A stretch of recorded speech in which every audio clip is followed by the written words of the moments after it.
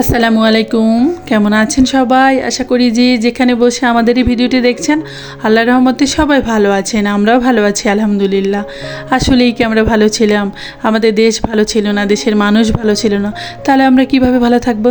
যে স্বাধীন দেশে আপনার বাক স্বাধীনতা থাকবে না, আপনি চাইলে আপনার মনের কথাগুলো প্রকাশ করতে পারবেন না, সেখানে মানুষ কিভাবে ভালো থাকে? আর বিশ্বের কোথাও কি দেখেছেন ছাত্রদেরকে এভাবে অত্যাচার করতে, একজন ছাত্রের বুকে এভাবে গুলি চালাতে? কোথাও দেখেননি। এ যেন ইতিহাস পুনরাবৃত্তি হলো। আমরা ভাষা আন্দোলন দেখিনি, কিন্তু কোঠা আন্দোলন সে অনুভূতি ছিল, আমাদের অনুভবকে জাগিয়ে দিয়েছে। আর আমাদের দেশটা সুন্দর, পরিশেষে কিন্তু আমাদের দেশেরই ক্ষতি হয়েছে, আমাদের রাষ্ট্রের ক্ষতি হয়েছে, আমাদের কতগুলো প্রাণ ঝরে গিয়েছে, যে বাবা মায়ের হারিয়েছে। আজ যা ঘটেছে একদিন সব ঠিক হয়ে যাবে, ইতিহাস হয়ে যাবে, কিন্তু যাদের হারিয়েছে তারা আজীবন ধরে কাঁদবে যতদিন পৃথিবীতে বেঁচে আছে। একটা ছেলে মেয়েকে বিশ্ববিদ্যালয় পর্যন্ত পৌঁছাতে বাবা মায়ের অনেক কাঠখড় পোড়াতে হয়, পরিশ্রম করতে হয় অনেক।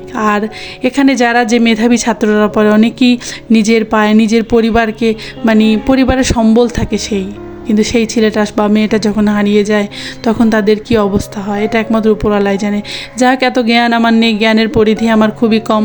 যতটুকু দেখেছি তাতে অনেক শিক্ষা পেয়েছি। আমরা চাইবো আমাদের সন্তানকে সুশিক্ষায় শিক্ষিত করে ভালো সমাজকে কিছু উপহার দেওয়ার, কিন্তু এই যে ছেলে মেয়েগুলোর উপর অত্যাচার হচ্ছে, কত নিরীহ প্রাণ ঝরে গিয়েছে, রাস্তা থেকে হেঁটে যাচ্ছে তাদের গায়ে গুলি লেগেছে। তারা কি করেছিল? তাদের অপরাধ কী ছিল? আপনি যাই করেন না কেন, আপনার প্রতিবাদের ভাষা, আপনার প্রতিবাদ যেন সহিংসতায় পরিণত না হয়, এতটুকু বলবো। দেশের বাইরে কেউই ভালো ছিলাম না, এই কয়েকটা দিন খুবই কষ্টে কাটিয়েছে।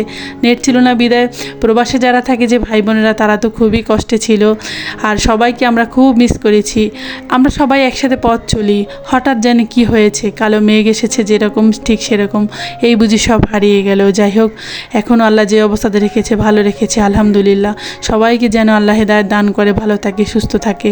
আর যাদের হারিয়েছে, যাদের সন্তান ছেলে মেয়ে হারিয়েছে, আল্লাহ তাদেরকে ধৈর্য দিক এই যন্ত্রণা সহ্য করার জন্য। আর যারা এটা করেছে আল্লাহ তাদেরকে হেদায়েত দিক। আর তাদের সঠিক বিচার এই যুগে না হলেও পরকালে তো হবে ইনশাল্লাহ, সেদিন তো বিচারের কাঠগড়ায় দাঁড়াতে হবে, এতটুকুই বলবো। আল্লাহ জানি সবাইকে ভালো রাখে। পরিশেষে কিন্তু আমরাই ক্ষতিগ্রস্ত হয়েছি, আমাদের রাষ্ট্রের ক্ষতি হয়েছে, আমাদের দেশের ক্ষতি হয়েছে। যাই হোক, এত কথা না বলি আমি আমার কাজে আসি। তেমন ভিডিও করতে পারিনি, যতটুকু করেছিলাম যা ছিল এলোমেলো ভিডিও, এটাকেই জড়িয়ে দিয়ে একটা ভিডিও তৈরি করেছি। কি করব, মন চাচ্ছে না, নেট এখনও স্লো। মোটামুটি অনেক আপুরাই ভিডিও আপলোড করেছে, অনেকের ভিডিও দেখেছি, অনেকের দেখতে পাইনি, দেখে নেবে ইনশাল্লাহ। তো ভিডিওতে আসি, ভিডিও রিলেটেড কথা তো বলতেই পাইনি। এই যে আমি হাতে মেখে গরু মাংস বসিয়েছিলাম, ছোট মাছ আলু টমেটো দিয়ে। তো মেহিনের বাবা ঢাকা ছিল, তো উনি যেদিন এসেছিল সেদিনের রান্না ছিল এগুলো। এই এলোমেলো ভিডিও দিয়েই আর কি সাজিয়েছি। আসলে মনটা অশান্ত ছিল, এই অশান্ত মন নিয়ে সংসারের কাজ করা মানে কী রকম জানি মনে হচ্ছে, কি জানি হারিয়ে যাচ্ছে আমার। আসলে আমারও মানে ছোট ভাই আছে, ওরাও বিশ্ববিদ্যালয়ে পড়ে। তারপর আমার ফ্যামিলির কিছু সদস্য মানে ডিপার্টমেন্টে চাকরি করে, সব কিছু মিলিয়ে দোটানার মধ্যে ছিলাম। যাই হোক, আল্লাহ সবাইকে হেফাজত করেছে। আর এই যে আমাদের বাসায় নতুন মেহমানটা এসেছিল না, এত দুষ্ট, সে আমাকে ঘর ঝাড়ু দিচ্ছে না। অবশ্য এখন চলেও গিয়েছে। আমার বড় মেয়েটা অনেক কষ্ট পেয়েছে, কারণ অনেক দুষ্ট ছিল, আমার মেয়ের গায়ে আঁচড় দিবে, এই জন্যই ভেবে দিয়ে আসছি। ও নিয়ে গেছে আর কি। যাই হোক, এই ছোটো মেয়েটাকে একটা আম কেটে দিয়েছি, ও আবার এভাবে আম কেটে দিলে পছন্দ করে, ফুলের মতো করে। কী জানি হয়েছে, ছোটো মেয়েটা একদম কিছু খেতে চায় না। এই যে আমার মাংস রান্না হয়ে গিয়েছে।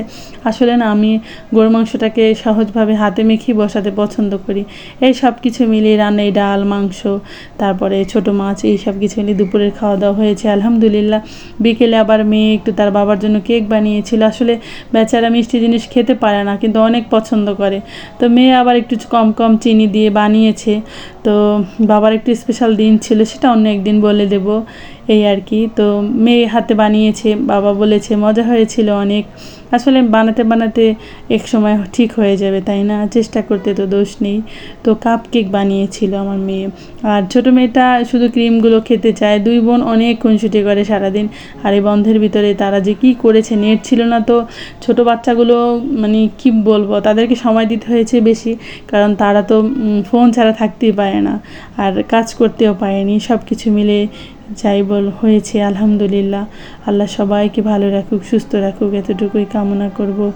কী জানি একটা, তাই না? কোনো আপুদের খোঁজ খবর পাচ্ছিলাম না, মনের ভিতরটা কীরকম উথাল পাথাল করছিল।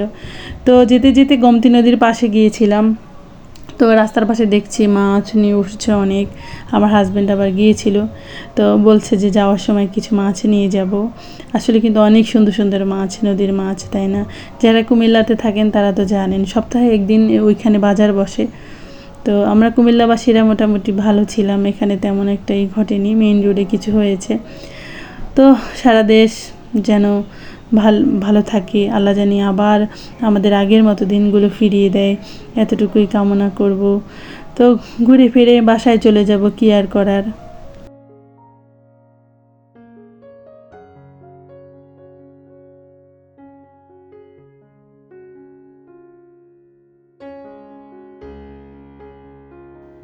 তো ঘোরাফেরা শেষ করে আমরা এখন চলে যাব। এই যে দৃশ্যটা কিন্তু আমার বেশ ভালো লাগছে, সন্ধ্যা হয়ে গিয়েছে। আর আজকের মতো আমি এখান থেকে বিদায় নেব। আল্লাহ জানি সবাইকে ভালো রাখে, সুস্থ রাখে। আল্লাহ হাফেজ, আসসালামু আলাইকুম।